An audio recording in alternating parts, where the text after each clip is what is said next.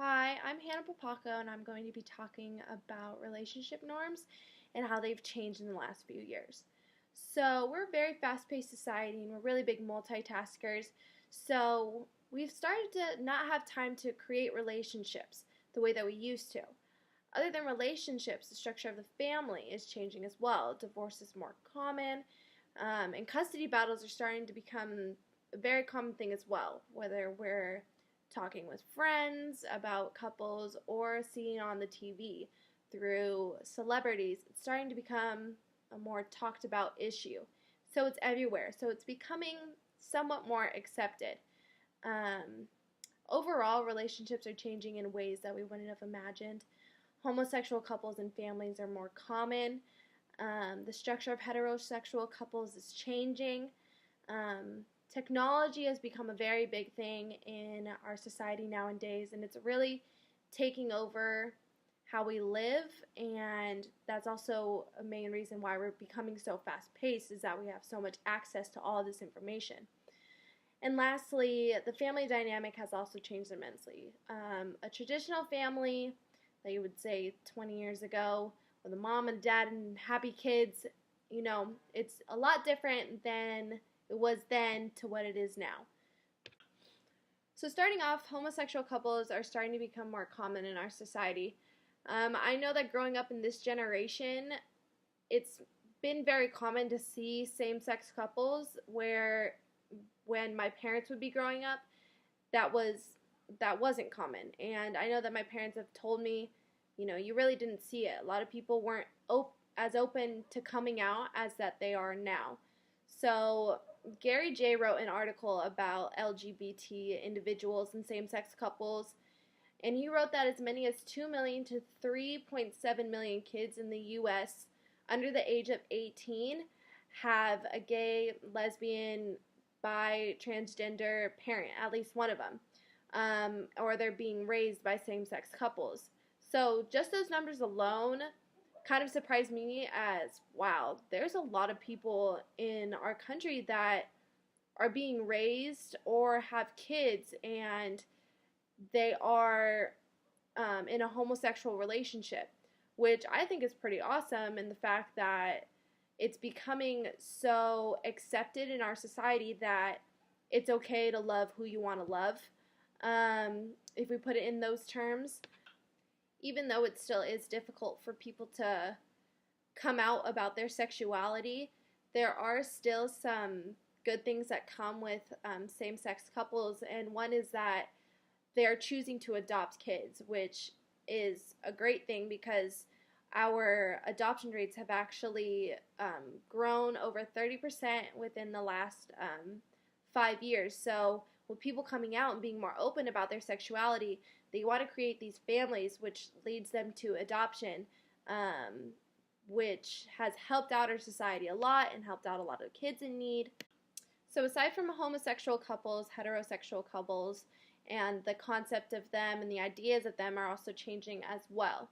So cohabitation, where a man and a woman are in a sexual relationship and they live together without being married, was being practiced by an estimated 7.5 million people in the U.S., which is about 11.5% of our U.S. population. And that study was done in 2011 and it has increased 13%. So the stats speak for themselves that, more people are being in relationships without being married. And even though we are a fast-paced society and we don't have the same time for relationships that we used to, it's a big pressure that people are starting to feel that they need to be in a relationship. So I feel like this coincides with the fact of cohabitation where, people are rushing to move in with each other just so that they can be with this person. But, who knows if those people actually get married? People are starting to move in faster with each other.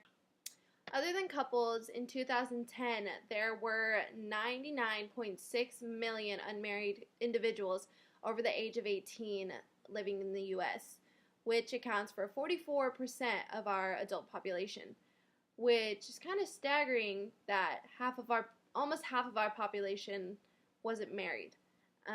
But this can also go with the fact that we don't have time for relationships, and we're fast paced, and we're multitaskers, and we're just trying to stay alive in our society, that some people don't have time for a relationship. So that moves us on to our next point, which is that technology is really taking over the dating game. As I've said multiple times in this video, we are a very fast-paced society. We are multitaskers, and we're always on the go.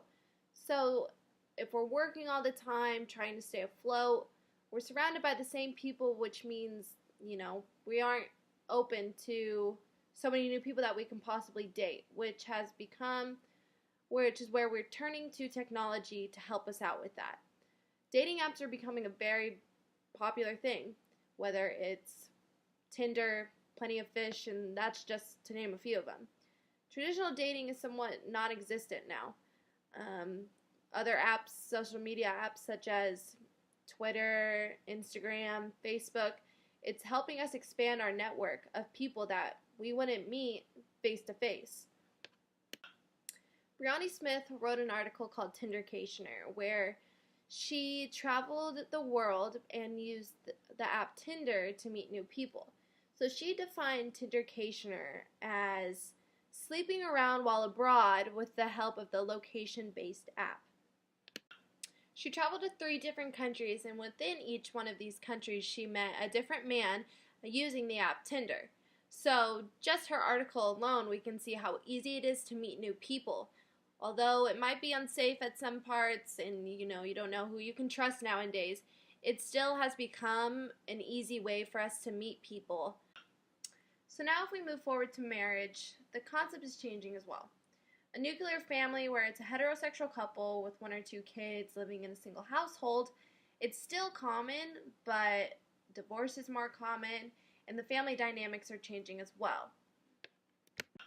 Structural functionalism views the idea of family as one of our basic institutions that keeps our society running smoothly, with producing kids, producing more people for our population, and also helping out our economy with consuming and buying goods. Whereas on the other hand, conflict theories believe that the society that we live in revolves around conflict over scarce resources and conflict within a family, whether they're arguing about time, energy, or the leisure to participate in recreational activities. So they believe that our society is running off of conflict within each other, that's how we're going to thrive, is that we need to compete against each other to get what we want. And I also believe that that's why divorce is more common, is because it's creating a conflict within people, and that people are watching other people's conflicts. I know that whenever I watch TV, it's always this new celebrity divorce. What's going on? What's going to happen between the custody battle? And I feel like people are thriving and are more interested in the conflict of what's going on with others than what's going on with themselves. And when we talk about the idea of divorce, within the U.S., the Northwest has the lowest rates of divorce, where it's about 7 people out of 1,000 are a person of divorce. But when we look at the South, they're the highest, where it's about 11 people out of 1,000 are divorced. And this could be from the South has younger marriage rates. But in general, Strayer Kern stated in his article that those who marry older with a college education have lower rates of divorce. So those who wait later in their life, who know where they're going in their life, seem to have more of a sense of what they want in a marriage instead of jumping into something so quickly. So to say the least, relationships in our society and the idea of family has definitely changed within the last few years, whether it comes to the acceptance of homosexual couples, the adoption of kids into these families, being single and how being single is more common, whether it's technology and how technology has really taken over our dating game with apps such as Tinder and Plenty of Fish, and that helps us expand our networking with social media, and also how the family concept has changed, and being in a nuclear family is starting to become less common as much as having divorced parents. So overall, I feel as though our society has given us a couple U-turns when it comes to relationships. But as long as we keep moving forward and past all the hate that comes with different relationships that are being accepted, I believe as though these relationships are really going to help us turn towards acceptance and really help our society grow, whether it's with the use of technology or just talking with someone face to face.